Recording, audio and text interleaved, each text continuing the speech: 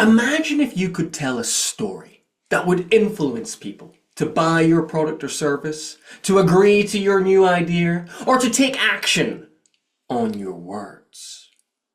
Well, if you stay to the end of this video, you're going to learn exactly how to tell stories so that you can influence people. Now, my name is Kyle Murter, and I've used these storytelling techniques to win multiple public speaking championships. And today, I'm going to share my best secrets with you. If we want to influence our audience, we must first understand why people change. Why do people change their habits, change their behavior, change their friends, change their goals? Why do they cause change in their lives?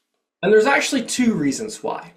People change because they realize the pain or the gain. So the pain is the consequences that will happen if they fail to change. So for example, if I continue smoking, I could put my health at risk. I could get lung cancer. I could shorten my lifespan. Those are the consequences. That is the pain of continuing to smoke. Now, the gain is what someone will achieve, accomplish, acquire if they take a certain course of action. So for instance, if the action is to quit smoking, they're going to gain a healthier lifestyle. They're going to gain more years of their life. They're going to gain a better quality of living.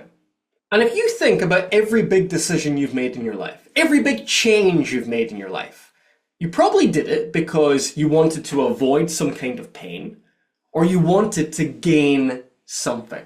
And so we can use the concept of pain and gain in storytelling to influence our audience to take certain actions.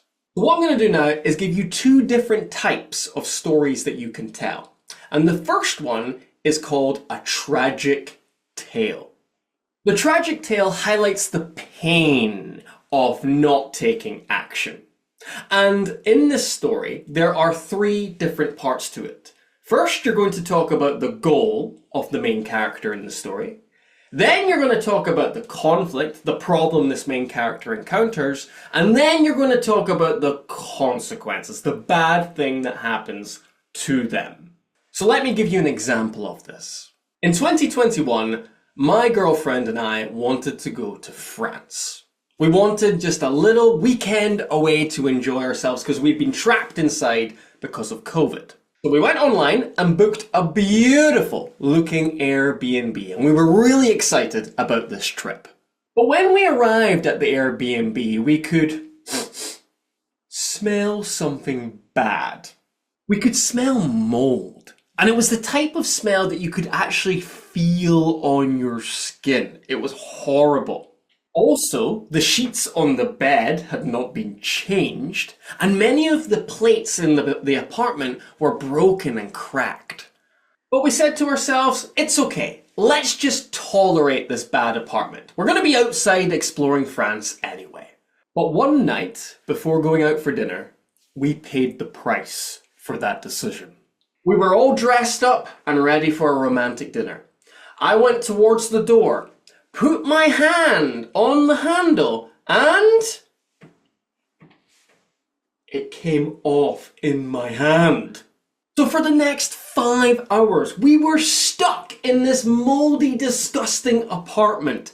We called the Airbnb host, he spoke French, we only spoke English, and it took ages for someone to finally come. And what we ended up having to do was book into a hotel and pay a huge price because it was last minute. The moral of the story is you get what you tolerate. So if you see something wrong, call it out. Don't wait until it's too late like we did. So that's a tragic tale, and hopefully hearing about how we had to pay more money, how we had a terrible experience, how it ruined our holiday has now influenced and motivated you to call things out if you see something wrong.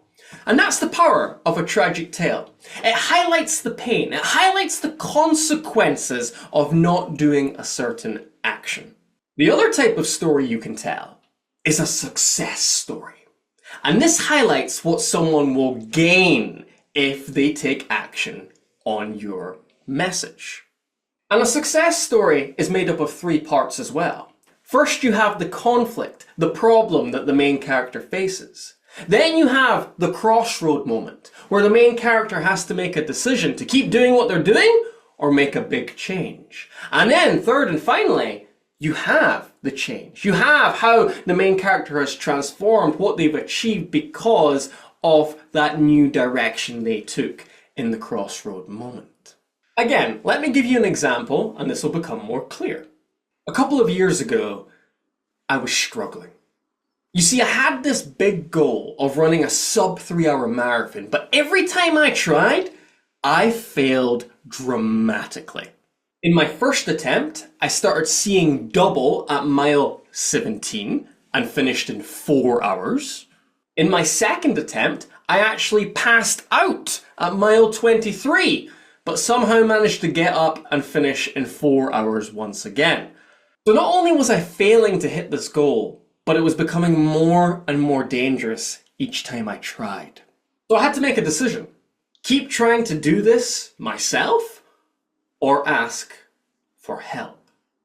And I decided to reach out to a coach for help. I reached out to an experienced marathon runner called Colin. And Coach Colin gave me a training plan to follow for my next marathon. He gave me advice on my nutrition, and he gave me check-in calls to make sure that I was hitting my key targets and my key goals during the training. After 4 months of hard training, I was ready for my next attempt. It was a warm day in Seville, Spain, but it was time to make it happen.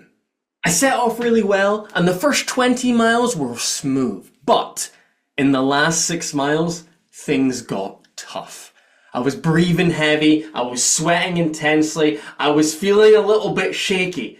But after fighting through the pain, eventually, I made it to that finish line in 3 hours, and unofficially in under 3 hours, which was my goal. And the lesson I learned is that if you want to hit your goals faster, find a coach. They'll shorten your learning time and they'll help you to get to where you want to go. That's how the success story works. It focuses more on what the individual will gain if they take action. In this case, what you will gain if you work with a coach. You'll get to your goals faster. So you can use the tragic tale or the success story to influence your audience in different ways. If you want them to avoid doing something, tell a tragic tale. If you want them to do something, then tell a success story of how doing that action led to tremendous gains. Now, we've talked about quite high-level storytelling today, but if you want to dive in deeper to the details, check out this video here, where I share 5 of the biggest mistakes people make when telling a story. See you in the next video, and thank you very much for watching.